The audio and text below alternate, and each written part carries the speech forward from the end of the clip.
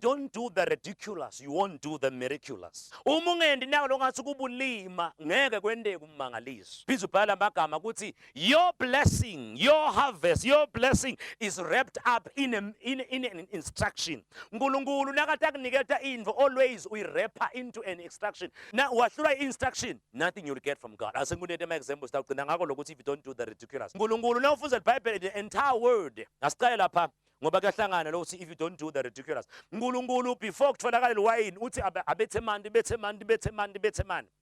Nkulunkulu before lenvosa lena lebe imbumbuthe avule emehlo Jesu khafulela phasi emva kwalo uyayininza uthi go and wash to silo wami. Always ngiyanithinza nje kancane. Always now check out iBhayibheli, your blessing is wrapped in an instruction. Nkulunkulu doesn't give you a blessing, he gives you an instruction. You fail to get the instruction, you lose your blessing. Ngiko nje ngisho ukuthi you are blessed. Now ungahamba tonke lento lidingako empilweni yakho, do you know ukuthi uNkulunkulu has been giving you but you fail to undergo to see the instruction. Your blessing is wrapped in an instruction. Elijah and the woman yendela mnekala lesi iBhayibheli lo mfela kathi lo bese about to atawudla imili yokugcina uthi Elijah, thus says God. God ekuqhamuka instruction. Uthi uNkulunkulu yendela mine, ungendela mine kuqala, uthi uNkulunkulu ngeke kuphele. Wathi umfati, yes! Even after the apostles, nabo ekwendeni kwabo tinfo letiningi, there was an instruction that was given. Do you know even the instruction of the Holy Ghost? Uthi bagcwala ngamoya, lethi iBhayibheli uJesu nakahamba uthi stay,